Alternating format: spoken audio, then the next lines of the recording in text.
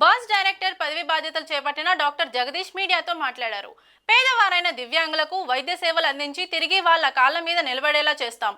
Bird సంస్థ ఖ్యాతిని నలుదిశలా వ్యాపింపజేస్తామని, భారతదేశంలోనే కాకుండా అంతర్జాతీయ స్థాయిలో పేరొందిన ఆసుపత్రిగా 50 పడకలతో ప్రారంభమైన ఆసుపత్రి నేడు 300 పడకల ఆసుపత్రిగా సేవలందిస్తున్న ఆసియాలోని అతిపెద్ద ఆర్థోపెడిక్ సంస్థ నన్ను మళ్లీ బర్డ్స్ డైరెక్ట్గా నియమించిన రాష్ట్ర ప్రభుత్వానికి, టీడీపీ యాజమాన్యానికి విధేయుడిగా ఉంటూ రోగులకు సేవలందిస్తానని అన్నారు.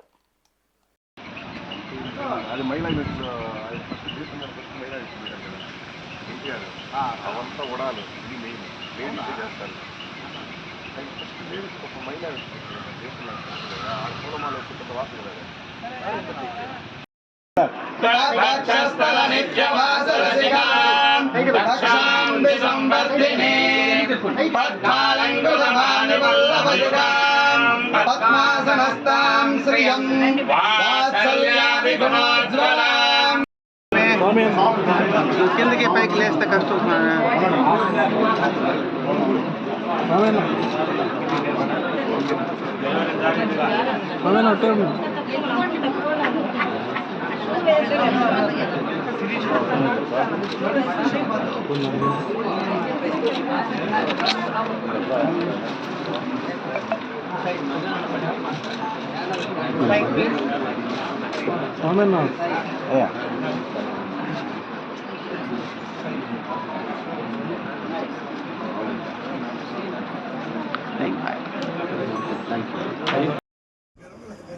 ఈరోజు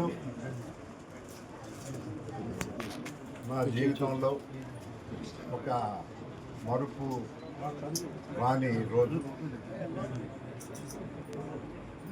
ఈ సంస్థకు, బర్డ్ హాస్పిటల్కు ఇంకొకసారి వచ్చి నా సేవలను మళ్ళా విస్తృతంగా చేసేదానికి నాకు వెంకటేశ్వర స్వామి ఆశీస్సులతో ఆయనే తిరిగి పిలిచినట్టుగా భావిస్తూ నా విధులను ఇంకా సక్రమంగా నిర్వహిస్తూ ఈ సంస్థ ఖ్యాతిని దశలా వ్యాపింపజేసేటట్టు నా వంతు నేను కృషి చేస్తాను. మన భారతదేశంలోనే కాకుండా అంతర్జాతీయంగా ఈ సంస్థ ఖ్యాతి అందరికీ తెలిసిన విషయమే. అది ఇంకా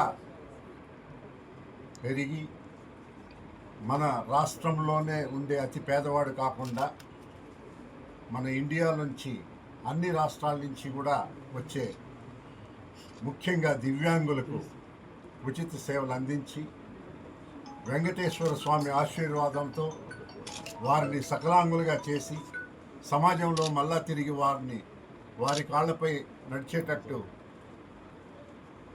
చేసే ఆరోగ్యాన్ని కానివ్వండి, నాకు ప్రోత్సాహం కానీ వెంకటేశ్వర స్వామి ఆశీస్సులు ఎప్పుడూ ఉంటాయని కోరుకుంటూ, ఎంతో అభిమానంగా ఆంధ్ర రాష్ట్ర ముఖ్యమంత్రి వర్యులైన శ్రీ నారా చంద్రబాబు నాయుడు గారు, అలాగే